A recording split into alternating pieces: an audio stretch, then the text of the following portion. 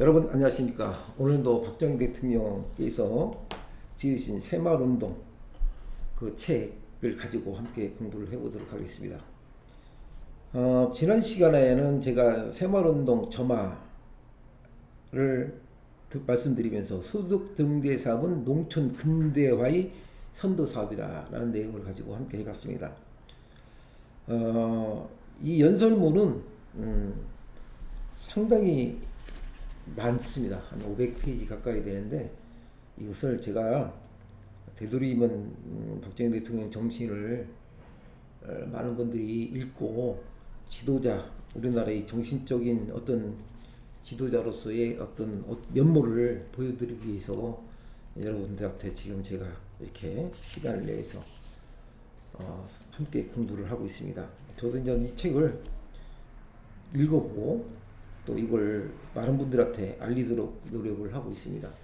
자, 오늘은 박정희 대통령이 그 예산에 대한 것을 지난 시간에 이걸 갖다가 계속해서 제가 한번 말씀드려보도록 하겠습니다. 그 내용은 뭐 여러분도 잘 아시겠지만은 상당히 방대해요. 내용 자체가 방대하기 때문에 여러분들께서 조금만 저와 함께 공부를 하시다 보면은 많은 것을 공부가 되지 않을까 하는 생각을 해봅니다. 자, 그러면 이런 내용이 있어요. 돈만 있어가지고 문제가 해결되는 것은 결코 아닙니다. 지금 말하는 여러 가지의 노력이 같이 따라가야만 이런 사업들이 성공할 수 있는 것이다 라고 했어요. 그래서 이제 돈으로 해결될 것이 아니다. 돈으로만 모든 걸 해결하라고 하지 마라 라고 얘기죠. 이것은 충분한 예산을 가지고 어떤 사업을 하는 게 아니라 우리가 근면 전략에서 국민이 낸 세금을 중요성을 너무 강조를 했죠. 이 내용을 보면 이런 게 나와요. 직접 관심을 갖고 있고 코드 넘버가 붙어 있는 소득 등대 특별 사업에 대한 것이지만 여러분들이 각 도나 시군에서 하고 있는 소득 증대 사업들도 여러분이 직접 하나하나 분석하라 라고 했어요. 하나하나 이것을 분석을 해서 이 분석한 것을 완벽하게 시도해서 이해해서 이해를 해가지고 농민들한테 홍보하고 전달해라 이런 지시를 됩니다. 그래서 만약에 작년에 실패한 점이 있다면 두 번 다시 실패하지 해서는 안 되겠고 작년에 얻은 경험을 살려서 금년에는 반드시 성공할 수 있게끔 노력을 하라 하겠어요. 데이터베이스, 소위 말해서 요즘 말하는 데이터베이스를 잘 관리해라 라고 얘기하는 거죠. 이 데이터베이스를 잘 관리해가지고 이런 문제점이 생긴 것에 대해서 일일이 하나씩 코드를 매겨서 이 코드를 가지고 이 코드에 따라서 성공한 거냐 실패한 거냐에 따라서 구분해서 실천에 옮겨라 라고 얘기했어요. 중요한 것은 뭐냐면은 이런 거예요. 어느 지역에서 성공한 사례가 나오면 그것을 발표를 합니다. 발표를 통해서 모든 대한민국 그 농어촌에서 시행할 수 있도록 한 번 실패한 것은 다시 실패하지 않도록 하는 철저한 이 데이터베이스를 구축화를 시킨 것이 바로 박정희 대통령입니다. 요즘 말은 IT 정부 시대라고 하지만 이때도 이 정보화를 위한 철저한 관리를 했던 거죠. 이게 정부라는 것은 나눠주는 것, 정부라는 것은 인포메이션이라고 하죠. 정부라는 것은 뭐 하는 겁니까? 공유를 하는 거죠. 어떤 걸 가지고? 데이터를 가지고. 어떤 데이터를 가지고 공유를 해서 그 데이터를 분석하고 또 다시 피드백 시켜가지고 이것을 다시 한번 또 문제점 없나 확인하는 이런 과정을 수차례 거치는 거죠. 다시 정리를 해드리면 이런 경우입니다. 한 번에 모든 것을 한꺼번에 다 하려고 하지 않고 어떤 부분에서 이것이 성공한 사례가 있으면 이 성공한 사례를 하나 집어넣고 이것을 가지고 전체적으로 확대를 시켜가지고 많은 국민들이 공유할 수 있게끔 만들어주는 것이 바로 박정희 대통령의 경영 철학이었던 것입니다. 나라를 그리고 나서 뭐냐, 반드시 성공할 수 있도록 뭐라 하냐, 노력을 하라게. 노력을 하지 않으면 의미가 없다. 노력을 해서 그 노력한 결과를 보여줘라 라는 거죠. 그 보여줄 때, 이때 그 성과에 따라서 뭐 한다, 성과에 따라 예산도 더 많이 지급해주고 또 거기에 대해서 칭찬도 해주고 하는 그런 정치 철학을 갖고 지도자로서의 어떤 오로지 국민을 위한 안전하게 소득 등대를 통해서 농어촌이 근대화를 선도하려고 했던 것이죠. 또 이런 얘기가 나옵니다. 어떤 얘기가 나오냐면 제가 직접 읽어드리겠습니다. 지금 우리가 이런 사업에 특별한 관심을 기울이고 역점을 두어 믿고 있는 이유는 앞으로 우리가 농촌에다 방대한 예산을 투자하여 여러 가지 사업들을 추진하려 하고 있는데, 이러한 경험과 훈련이 되어 있지 않고는 돈을 집어넣어 보았자 농촌이 잘 될 리가 없기 때문이다 라고 얘기를 하십니다. 이 얘기는 또 다시 말씀드리면 무슨 얘기냐면 이런 거죠. 우리가 일반적으로 무조건 뭐 다 해결해서 되는 게 아니라 이거죠. 이것을 특별한 관심을 기울이고 역점을 두고 있다고 하셨어요. 그리고 역점을 두고 방대한 예산을, 엄청난 예산을, 방대한 예산을 투자한다 하더라도 이것은 필요 없다. 본인들이 잘하고 그 경험이 훈련되어 있지 않다면 그 경험을 통한 훈련이 되어 있지 않으면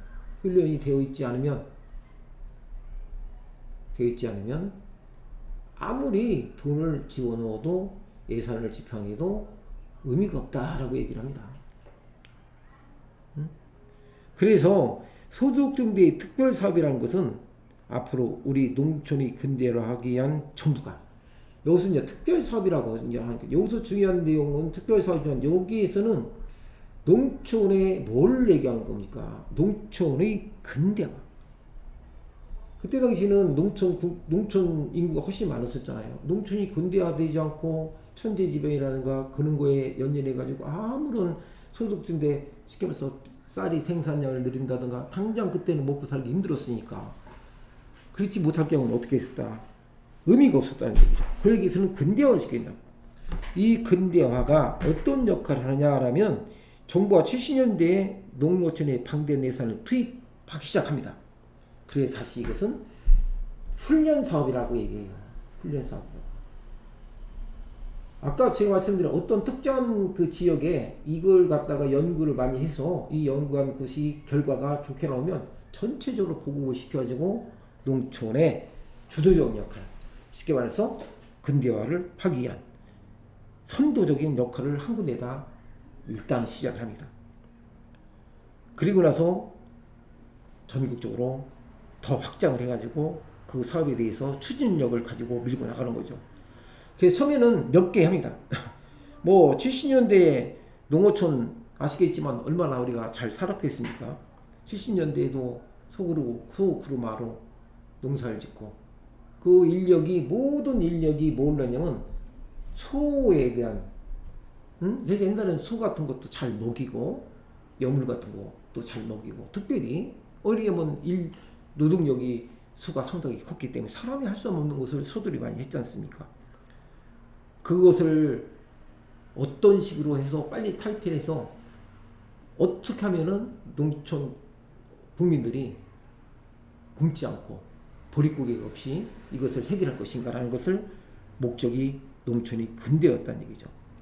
그래서 전국에 그때 당시에는 90여 개의 사업화를 했다. 이렇게 나와. 전국에 불과 90개의 사업화밖에 안 됐지만 이것이 반드시 성공해야 되겠고 대한민국의 90개의 지역에 모범 쉽게 말해서 이 90개 지역에다 1차적으로 선도 사업을 시작한 거죠. 그리고 이것을 성공시키는데 중점을 뒀죠. 그래서 여기에 투자 예산 또는 여기에 들어가는 모든 예산뿐만 아니라 거기에 관계된 공무원들, 농민들이 어떻게 하면 이러한 사업을 우리가 뭘로 얘기해요? 기업적으로 하자는 얘기예요. 기업적으로. 기업. 농촌도 기업화 시키자라고 했어요. 그러니까 근대화라는 것은 결국은 뭘 얘기하는 거냐면 기업화를 시켜야 되겠다라고 이미 마스터 플랜이 짜여졌다는 얘기죠. 그래서 우리가 기업적으로 잘 할 수 있는가라고 얘기를 해요. 그래서 그것이 바로 어디와 연결되느냐?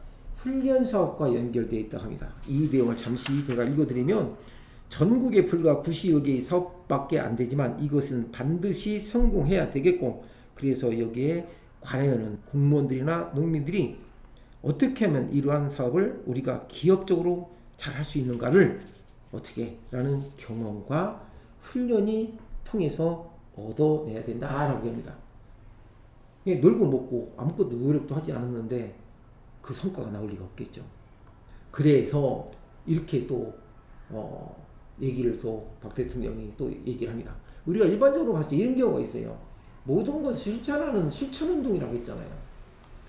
박정희 대통령 모든 것을 할 적에 무슨 운동을 했냐면 실천운동을 했어요. 읽어드리겠습니다. 그리하여 이 사업들이 성공되면 그것은 주변에 급속히 파급될 수 있는 것입니다. 성공만 되면 다른 농민들도 모두 너도나도 하고 여기에 참여할 것입니다 라고 얘기를 합니다. 제 말이 맞죠? 이렇게 인연 시작하죠. 어떻게 시작하냐면 아까 말씀드린 대로 농민들이 너도나도 성공만 하면 이 추진하고자 하는 성공만 되면 하면이라 성공만 되면이죠. 성공만 되면 다른 농민들도 모두 너도, 그게 바로 새마을 정신입니다. 너도 나도 여기에 참여할 것이다 라고 얘기해요. 여기서 참여의식을 불어일으켜 준 것이죠. 일단 어느 곳에서 선도적으로 사업을 해가지고 이것이 성공이 된다면 너도 나도 참여의식을 불이켜줘가지고 함께 살려고 노력만 하면, 조그만 노력을만 하면 나는 우리도 뭔가를 얻을 수 있다라고 얘기를 하게 됩니다. 이런 정신적인 운동을 합니다. 훈련 운동을 하죠. 정신적인 훈련 운동이 시작됐죠. 왜? 이 영도자로서 지도자로서의 역할이 뭐냐면 어떤 사업을 할 적에 한꺼번에 모든 걸 하다 보면 실패를 하잖아요. 그러면 국민들이 실망을 가져서 이것을 따라오지 않아요. 따라오지 않기 때문에 박정희 대통령은 무조건 실패보다도 어떤 분야에서 어떤 특정한 지역에서 이 지역에 문제가 주어져서 그 문제를 해결하고 본인들이 참여의식을 하고자 하는 그 의지가 있어가지고 노력을 해서 성공을 하면 이것을 모든 사람들이 참여할 수 있는 참여의식을 그 동기를 주었다는 얘기죠. 엄청난, 우리가 이렇게 얘기할 것 같아도 사실 우리 겪어보신 분들, 제가 지난번에도 말씀하신 대로 연세 드신 분이라든가 이거에 참여하신 분들을 보시면 아마 그런 경험이 있었을 거예요. 이러한 사업들이 바로 농촌 근대화의 선도사업이었던 거죠. 누가 먼저 뭘 어떻게 하느냐? 먼저 선자죠. 먼저 내가 어떤 사람이 어떤 식으로 뭘 할 것이냐에 따라서 이것을 실행하는 거죠. 그 선도 사업을 누군가를 속된 말해서 총대를 매죠. 근데 이것을 무리하게 진행하지 않고 몇 군데를 정해놓고 정신적 훈련 운동을 했다는 거죠. 자, 그래서 결국은 어떻게 되느냐? 그런 시기에는 정부가 자금을 많이 뒷받침해준다. 아까 제가 말씀드렸잖아요. 그렇게 된다면은 정부에서 이렇게 나와요. 그런 시기에 정부가 자금을 많이 뒷받침해주고 지원을 해줘야 이러한 농촌 사업이 급속히 파급되고 성과를 올릴 수 있지. 이러한 문제가 해결되지 않고는 농촌에다 아무리 돈을 갖다 뿌려봤자 우리가 성과를 기대할 수 없다고 생각합니다 라고 얘기합니다. 맞는 말이죠. 그 다음에 식량 증산에 대한 문제인데 이렇게 소소하게 조금씩 얘기를 합니다. 증산에 대한 문제인데 작년은 삼남 지역이라고 있죠. 삼남 지방에 수해가 있어서 아래쪽이죠. 경상도, 전라도, 충청도 수해가 있어서 목표량을 달성하지는 못했지만 평년작은 훨씬 상했다라고 얘기를 합니다. 자, 여러분 여기서 뭘 느끼게 합니까? 여러분들은 지금 그 연설문 지금 방금 말씀하신 내용을 보면 뭐 어떤 걸 느끼게 해요? 칭찬도 있었고 좌절하지 마라. 칭찬과 좌절은 하지 마라. 우리는 분명히 다시 일어서고 내년에는 이것을 경험을 토대로 어떻게 했다? 성공을 할 수 있을 것이다 라고 얘기를 합니다. 그 삼남지방에 수해가 있어서 목표량을 달성하지는 못했지만 그래도 평년작을 달성했다. 평년작 무슨 말이죠? 그냥 평년작, 일반적으로 우리가 실패는 보지 않았다 라고 얘기했기 때문에 더 열심히 하자 라는 독려를 해줍니다. 그래서 그동안 우리 농민들이 영농 기술이 많이 향상되고 또 비배 관리라든지, 비배라는 것은 여기서는 비료를 얘기합니다. 비료 관리라든지 농약을 쓰는 방법, 농업 용수의 개발 등 여러 가지 사업들이 같이 이루어져서 우리나라의 농업도 상당한 기술 발전을 가져왔다라고 하면서 뭘 합니까? 칭찬과 앞으로 우리는 충분히 좌절하지 말고 충분히 이어 다시 올해보다 내년이 더 좋은 결과가 있을 거다라는 미래지향적인 정신, 운동도 함께 해줍니다. 한번 실패했으니까 내년에 안 될 거야. 분명히 뭐 이걸 왜 해? 라고 하는 것보다도 이렇게 충분하게 우리 농어촌의 근대화에 대해서 좌절하지 않도록 이렇게 독려를 해줬다는 얘기죠. 그래서 우리나라의 농업도 상당히 기술이 발전해 보였다라고 얘기합니다.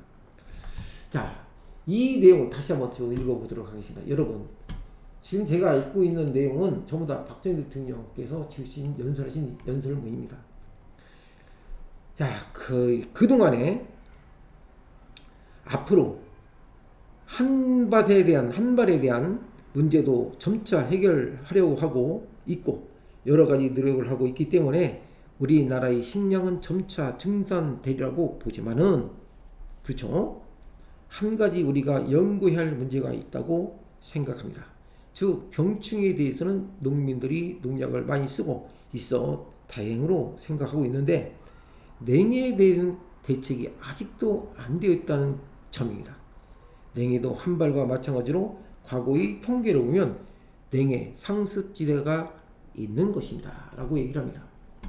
자, 이게 우리가 일반적으로 봤을 적에 뭐 여러분 아시겠지만은 대통령이 이런 사소한 것까지 다 관리를 했다. 뭐 박정희 대통령이 누구 못지않게 뭐 이렇게 더 머리가 좋다 이런 것이 아니라 이런 지도자의 역량을 타고났다는 얘기죠. 지도자의 역량이 남다르다. 그래서 제가 박정희 대통령의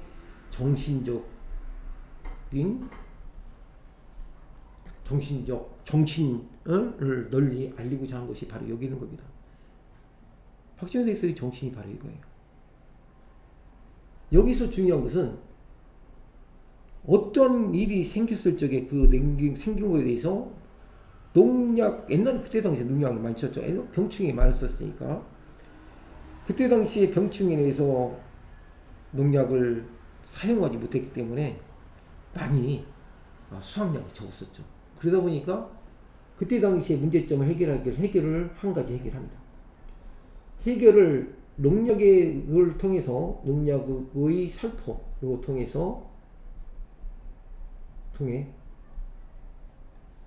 1차적으로 이 농약이라는 것은 여름에 농약을 제때 뿌리지 않으면 수확량이 확 줄죠. 근데 이때 당시에 이 농약을 통해서 농약을 뿌리려고 해가지고 그 병충해를 예방을 했었는데 예방을 했지만 뭐가 왔어요? 한발로 인해서 추위로 해서 한 발로 인해서 대대로 결실을 얻지 못했다는 얘기죠. 수확 가을 추수 때. 그래서 그 추수 결실 못했기 때문에 수확량이 수확량이 감소됐다는 얘기죠. 응? 수확량이 감소되다 보니까 이게 바로 어디에 있느냐? 냉해에 있었구나라는 것을 대통령은 알고 있었던 거죠.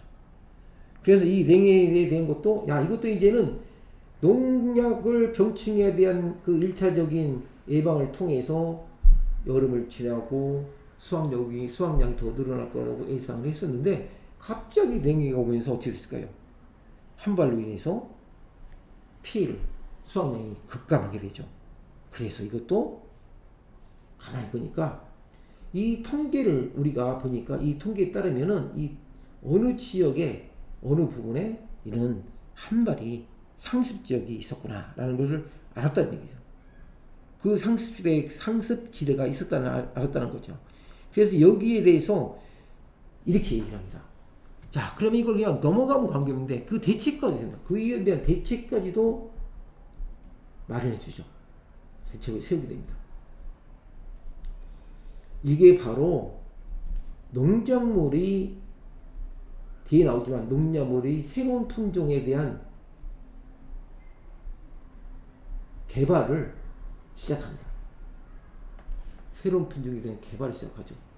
거기서 들어온 것이 일본에서의 농촌 경제를 가져오게 되죠. 농촌. 일본에서의 농촌 경제에 대한 소위 말씀드려서 왜 그런 문제를 어떻게 해결했는지 하는 것을 그쪽에 대한 내용을 우리가 학습하게 됩니다. 그래서 이 학습을 통해서 박지원 대통령은 뭘 하느냐? 좀 더 일찍 어떻게 할까? 뭔 얘기를 하면 어떠냐라고 얘기를 합니다. 여기에 이렇게 얘기를 합니다. 물론 이제 강수량도 혼되죠. 여기는 작년에 서리가 며칠 빨리 와서 식량 감소를 가져왔다는 등의 보고를 많이 듣고 있는데, 이것은 우리 농촌진흥청이나 각도에 있는 농업진흥원 또는 농촌 문제에 종사하고 있는 일선 공무원들이 조금만 더 노력을 해도 이렇게 합니다. 종자를 앞으로 조생종으로 바꾼다든지 묘포를 만들고 이양을 하는 시기를 앞당겨서 초기 재배를 하는 방법도 생각할 수도 있고, 소리 때문에 입는 피해가 통상 열흘 내가 된다면 우리가 열흘만 모래기를 빨리 심어 이를 면하는 방법도 있다고 봅니다 라고 얘기합니다. 이것은 박정희 대통령이 미리 이런 문제에 대해서 예측을 하고 일본에서 종자를 가져옵니다. 그때 당시에 종자 이름이 아키바리라는 내용이 뒤에 나옵니다. 뭐 일본이라고 해서 다 나쁜 것은 아니고 일본에서 받아야 될 건 철저히 받아갖고 이용을 했던 거죠, 박정희 대통령. 지금은 뭐 일본 반일 뭐 어쩌고저쩌고 얘기하는데, 그런 거는 그때 당시에는 반일도 물론 일본이 우리 30년간 압박을 통해서 심기를 했지만 박정희 대통령이 그걸 모를 리가 있겠습니까? 지금 당장 그런 게 뭐예요? 지금 당장 필요한 것은 뭡니까? 소득 증대를 통해서 농촌을 근대화시키고 이것을 먹고 살게끔 하고 좀 배 좀 고팠던 걸 갖다가 빨리 그걸 벗어나고 싶었던 거죠. 왜 박정희 대통령은 왜 그걸 몰랐겠습니까? 일본에 대한 침략에 대한 것을 모르고 살았다는 것은 그건 절대 아닙니다. 그래서 이걸 농촌 근대화를 통해는 선도적인 사업을 해야 되겠다라고 얘기를 한 겁니다. 이게 농촌에 대한 선도적인 사업을 이렇게 얘기를 하죠.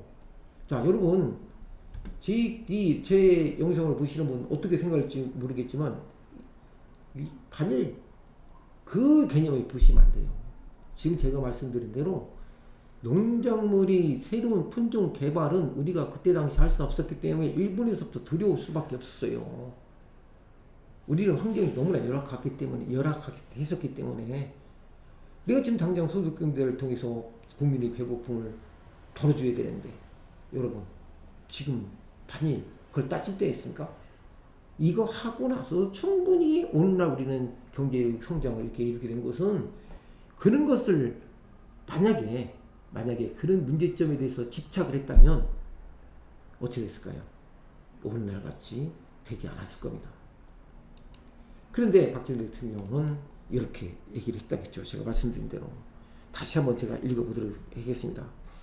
여기는 작년에 서리가 며칠 빨리 와서 식량 감수를 가져왔다는 등의 보고를 많이 듣고 있는데 이것은 우리 농촌진흥청이나 각도에 있는 농촌진흥원 또는 농촌의 문제에 종사하고 있는 일선 공무원들이 조금만 더 노력을 해서 종자를 앞으로 조생종, 좀 빨리 심는 거죠. 조생종으로 바꾼다든지 묘포를 만들고 이양을 하는 시기를, 우리 모판을 만들어 가지고 다시 옮기 심었잖아요. 그 이양한 시기를 딱 열흘만 빨리 심어도 이를 해결할 수 있었다라고 얘기를 합니다. 박정희 대통령이 세상에 잘 알려지지 않는 이런 연설문, 여러분 저는 이렇게 생각해요.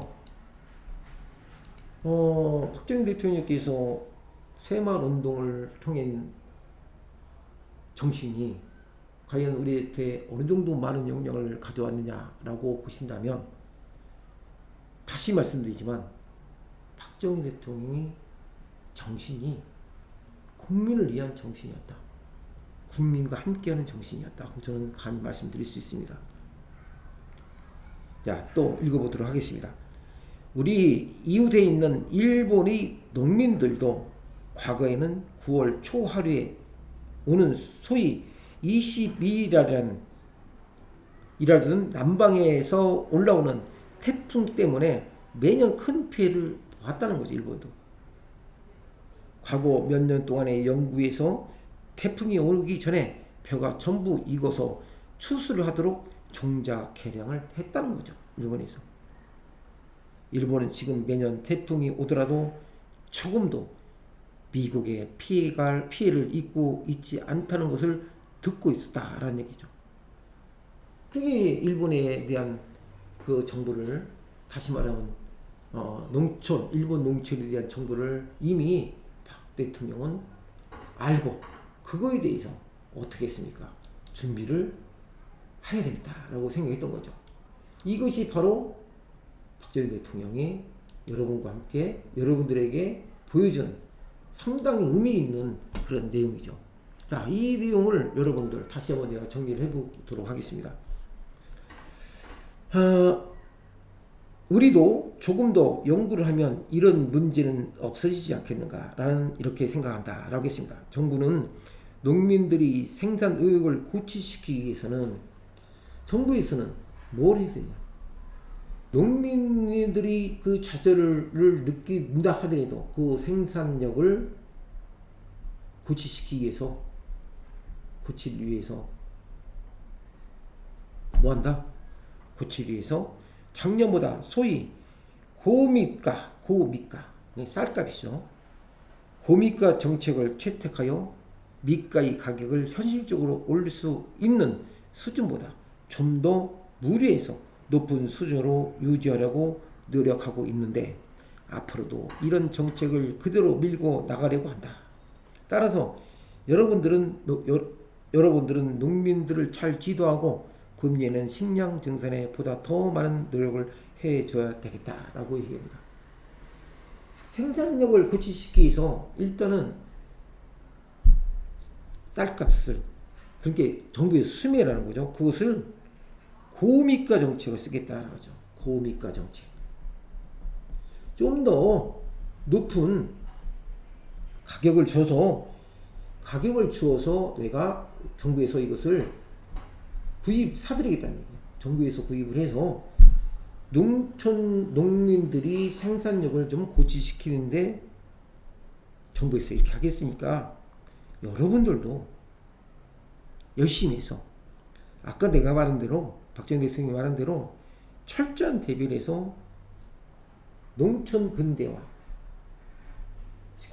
쌀 생산량의 극대화가 될 수 있도록 열심히 노력을 해줬으면 어떠냐라고 말씀하신 거죠. 그래서 좀 무리하더라도 고미가 정책을 써서 이것을 농민들한테 일한 만큼 그 대가를 주겠다. 그러니까 식량 증산에 좀 많이, 그때 당시에 식량이라는 것이 의미가 있었죠. 식량 증산이 얼마나 중요했습니까? 이 식량 증산에 좀 노력을 해달라. 뭐라 했습니까? 당부를 했어요. 당부. 대통령. 응?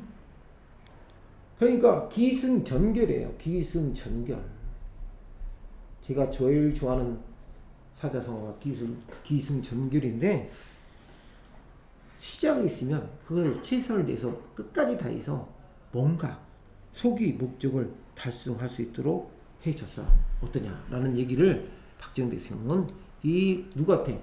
공무원들한테, 일선 공무원들한테 얘기를 합니다. 지도를 해줘. 지도 편달합니다. 누구와 함께 하냐? 국민. 다시 말해 여기서는 농민들에게 잘, 응? 농사 짓는데 좀 함께 참여하고 연구를 해서 농촌 근대화 생산량을 증산시키는데 최선을 다해달라라는 얘기를 한 것입니다. 자, 오늘은 박정희 대통령 정신, 농촌 근대화에 대해서 좌절하지 말고 열심히 일을 하면 그만큼 정부에서 지원해 주겠다라는 것을 제가 여러분과 함께 학습을 해봤습니다. 다음 시간은 공업, 농촌 새마을뿐도 아니라 조금 연결된 공업과 관련된 얘기를 함께 해보도록 하겠습니다. 함께 해 주셔서 고맙습니다. 박정희 대통령의 정신, 저는 계속해서 여러분들에게 틈틈이 올려놓도록 하겠습니다. 구독과 좋아요는 저에게 큰 힘이 됩니다. 안녕히 계십시오.